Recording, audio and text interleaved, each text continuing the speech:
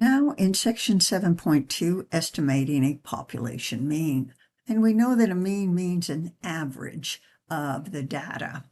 And we're looking at a lot of capabilities. So on section 7.1, estimating population proportion, the P, the focus was on expanding to the sample given from a population and finding a proportional probability, and if the outcome was similar to a bell curve, where the P, the proportion, equals mu, the average for the population. This process was true for mean and variance and tested using standard deviations and ranges that proved the variance of a variance in outcomes. In other words, we got a whole bunch of different outcomes. Best estimate in review is the p hat, which is the sample data, the sum of the sample data divided by the number of data for the sample proportion. Critical numbers were also mentioned, and that is critical for all of what we'll be doing today too. The bell curve that represents a normally distributed data is divided into z-scores that measure the symmetric proportion of the data. And then we knew about alpha divided by 2 because the alpha is the confidence, 1 minus the confidence level, and it's the area of the two tails.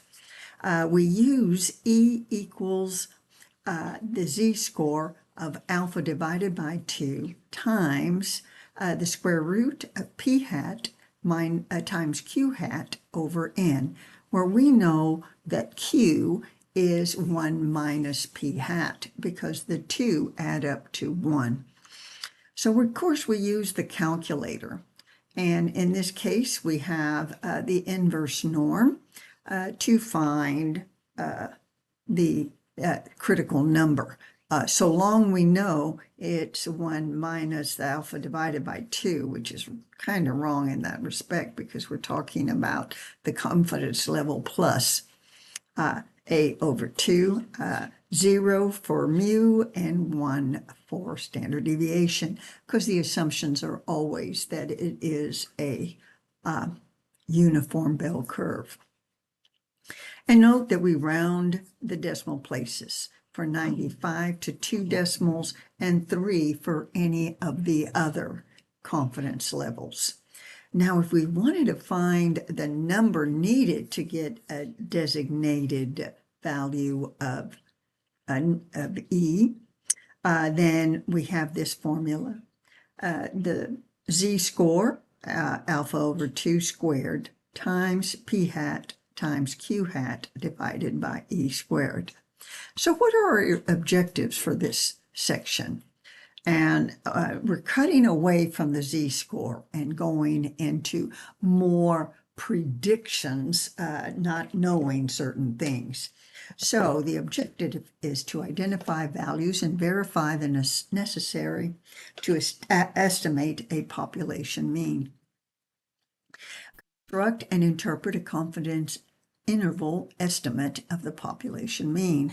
And that means that we know this confidence level gives us the true mu of that information. This section involves not knowing the deviation for the population, which is the standard deviation. We can have the standard deviation for the sample, but we do not know the standard deviation for the population. So what's required? Sample is a simple random sample. In other words, there's opportunities for equal opportunity for each of the data to be selected from a sample set. Either or both conditions are satisfied, and they are that the population is normally distributed or that the quantity of elements is greater than 30. So confidence intervals are written in 3 ways. And one of them is the set notation, which is mu minus the error, the margin of error, is less than mu, is less than the mean of the data plus the margin of error, or the plus or minus as in a short form, and then in interval form, which is the most popular, is X bar minus the margin of error and X bar plus the margin of error. The margin of error formula is a T distribution. The book we use calls it student T distribution, which adds a little more value to the information as added by another great statistician. Use the degree of freedom, which is n minus 1 for the n that's in the square root. Now, what is a T distribution and what does it come out to be? Well, if drawn, it is like a bell curve. And in this case, the red line is a T distribution. It is said to be spread out longer to include or ensure that mu is included in the intervals of confidence. The confidence level is associated with a confidence level such as 95 hundredths or 95%, and alpha is the complement of the confidence level. That means 1 minus the confidence level gives me alpha. The student T distribution has the same shape as a bell curve, like a standard normal distribution, but has more variability. It's wider because of small samples. So that's pretty good for getting into the structure of what we're going to be doing. And next we'll do examples. Thank you for listening.